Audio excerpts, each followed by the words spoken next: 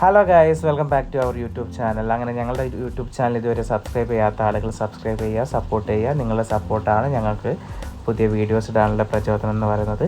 അപ്പം നമ്മുടെ ഇന്നത്തെ വീഡിയോ എന്ന് പറയുന്നത് നമ്മൾ കോഴിക്കോട്ടുകാർക്ക് ഒരു ഫാമിലി ആയിട്ടോ ഫ്രണ്ട്സായിട്ടൊക്കെ പോയിട്ട് വൈബാക്കാൻ പറ്റിയ ഒരു സ്ഥലത്തിനെ കുറിച്ചുള്ള വീഡിയോ ആണ്.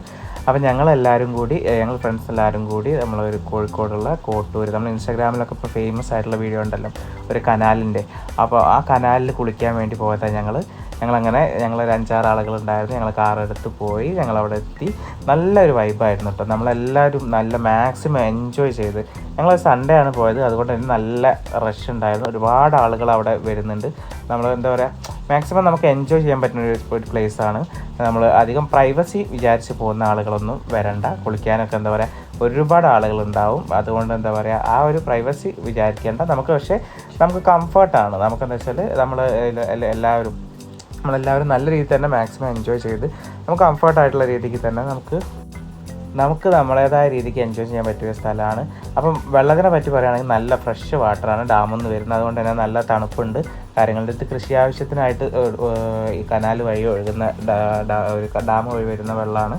അപ്പോൾ ഈ കനാൽ കിലോമീറ്ററോളം ഉണ്ട് കേട്ടോ ഈ കനാൽ. അപ്പോൾ ഈ കനാലിൻ്റെ ഈ ഒരു സൈഡിലാണ്, ഈ ഒരു ഭാഗത്താണ് ആളുകൾ ഈ ഒരു ഇതിന് കുളിക്കാനും മറ്റും ഉപയോഗിക്കുന്നതെന്നാണ് തോന്നുന്നത്. അപ്പോൾ മാക്സിമം അവിടെ ഒരുപാട് ആളുകളുണ്ടായിരുന്നു. നമ്മൾ ചെന്ന സമയത്ത് തന്നെ 100ഓളം ആളുകളുണ്ട് എന്ന് തോന്നുന്നുണ്ട് അവിടെ. അത്രയ്ക്ക് റഷായിരുന്നു. സൺഡേ ആണ് പോയത്. പക്ഷേ അത്ര ആളുകളുണ്ടെങ്കിൽ കൂടി ഈ കനാൽ 1 കിലോമീറ്ററോളം ഉള്ളതുകൊണ്ട് തന്നെ നല്ല എന്താ പറയുക, നമുക്ക് സ്പേസ് ഉണ്ടായിരുന്നു. അതേപോലെ നീന്തൽ അറിയുന്ന ആളുകൾ വരിക. നീന്തൽ അറിയില്ലെങ്കിലും കുഴപ്പമില്ല, നമ്മളവിടെ നിന്ന് കൊടുത്താൽ മതി, താഴെ എത്തും. അത്രയ്ക്ക് ഒഴുക്കുണ്ട്. പക്ഷേ ഒഴുക്കുണ്ടെങ്കിൽ തന്നെ താഴെ പോയിട്ട് മുകളിലേക്ക് വരിക എന്ന് പറഞ്ഞാൽ കുറച്ച് ബുദ്ധിമുട്ടെന്ന് പറയുമ്പോൾ നമ്മൾ സൈഡ് ഇങ്ങനെ പിടിച്ച് വരണം. പിടിച്ച് വരുന്ന സമയത്ത് നമ്മളെ കയ്യിൻ്റെ തോലൊക്കെ പോകാനുള്ള സാധ്യത ഉണ്ട്. പക്ഷേ എന്നിരുന്നാലും ഞങ്ങൾ മാക്സിമം എന്താ പറയുക, എൻജോയ് ചെയ്തിട്ടാണ് മാക്സിമം എൻജോയ് ചെയ്തതെന്ന് പറയാം. നമ്മൾ അവിടെ ഓൾറെഡി വന്ന ആളുകളാണെങ്കിലും നമ്മളെന്താ പറയുക, ഹെൽപ്പ് ചെയ്യാനൊക്കെ ആളുകളൊക്കെ ഉണ്ടായിരുന്നു.